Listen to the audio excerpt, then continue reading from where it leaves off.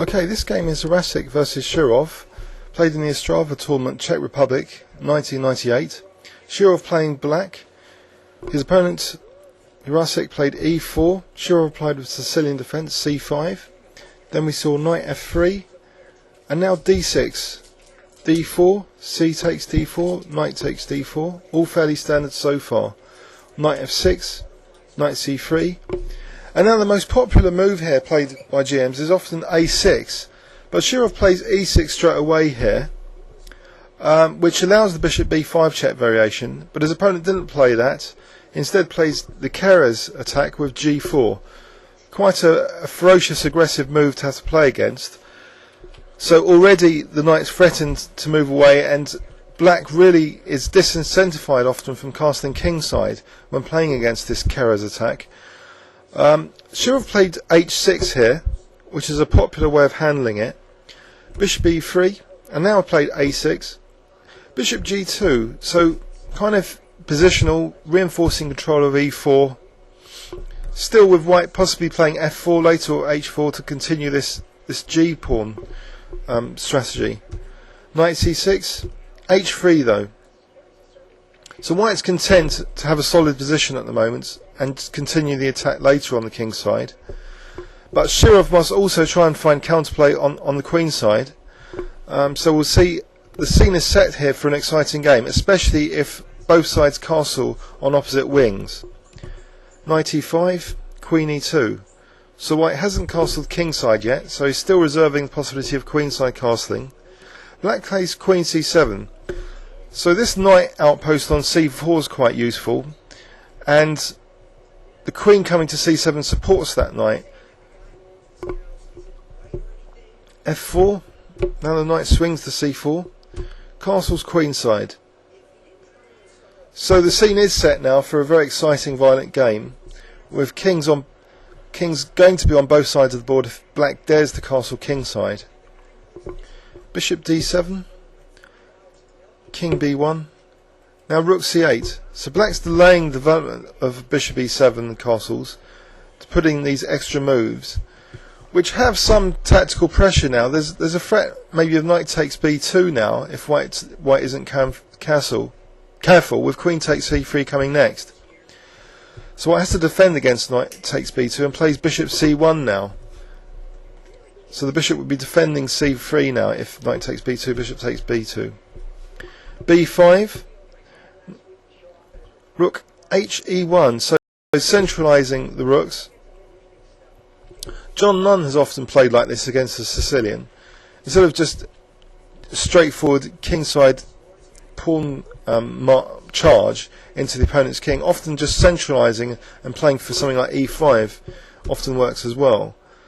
But here white does launch forward with g5 aggressively. Now knight h5 is played. White now plays g6, so this is looking a bit frightening for black with the king still in the centre.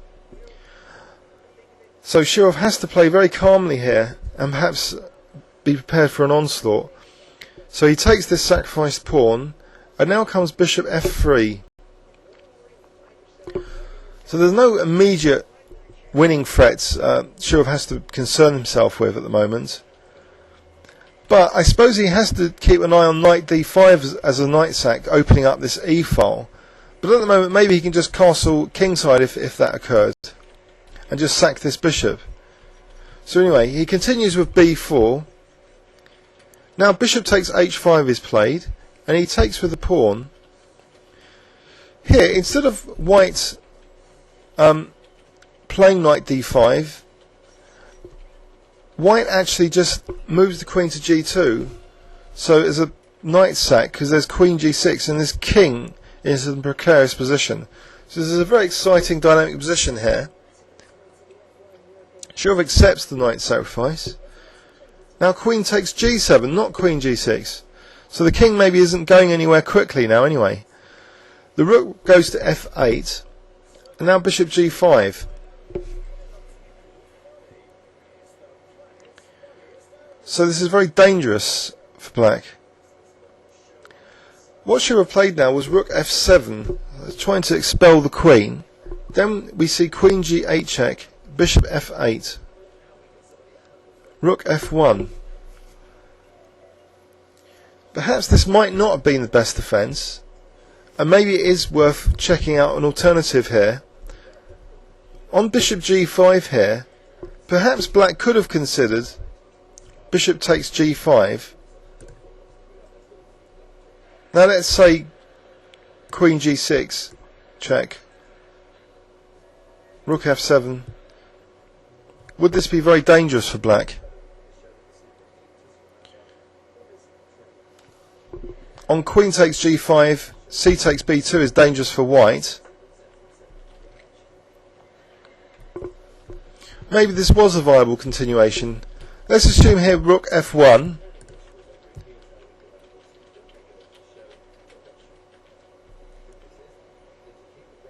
Now my analytical assistant is saying here that maybe bishop f6 is worth considering.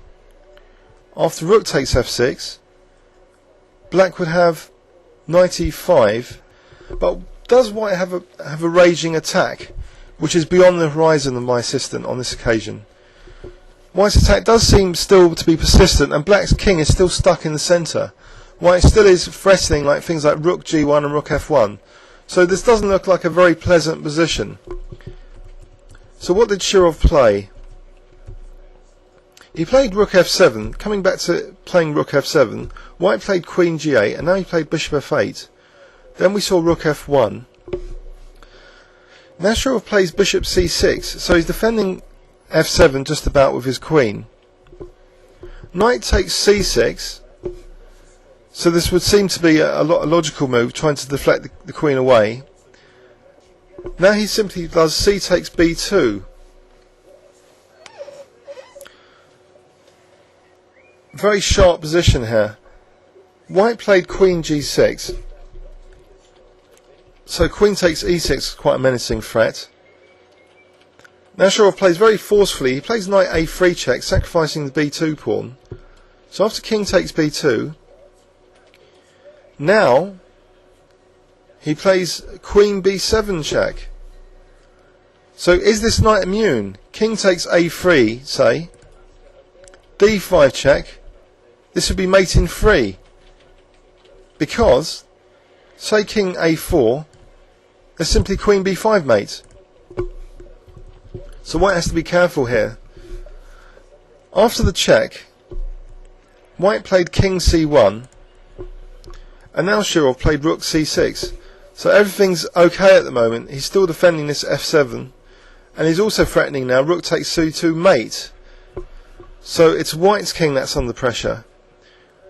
But he played queen takes e6 now, and now we see a beautiful move. I'll give you 5 seconds to see if you can spot it. 5, 4, 3, 2, 1. Shirov plays queen e7, offering the queen to the bishop. But remember, it's immune because of rook takes c2 mate. So what does white play here? White played rook takes d6, but then after rook takes c2 check, king d1, Shirov simply played rook takes f1 mate. Oops. So that ended the game quite abruptly. Let's have a look to see if Shirov had played something else here instead of queen e7, the brilliant queen e7. Would rook e7 have done? We'll have a quick look at this. Rook e7, rook takes f8, king takes f8, bishop takes e7 check now, queen takes e7, rook f1 check, king e8. And now white may have the advantage here because of queen g8 check, king d7, and now rook f7, just skewing the queen to the king. This rook takes c2 is not mate, so king d1. And this may be winning for white, or a clear advantage at least. Difficult for black to defend in this kind of ending. So this was a very good move, this queen e7, just leaving this this offering the queen to the bishop. So very sharply played by Shirov. And his other point of perhaps he avoided going wrong was not taking on g5 here, but simply playing rook f7. So a very instructive attack and defensive game at the same time. Defense combined with counter-attack. Excellently played by Shirov.